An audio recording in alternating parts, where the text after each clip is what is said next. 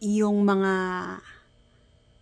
author ng impeachment. Sila sila Castro, sila Dan Fernandez, sila Pastor Dila, at kung sino-sino pa. Natalo. Ano? Nga kayo ngayon.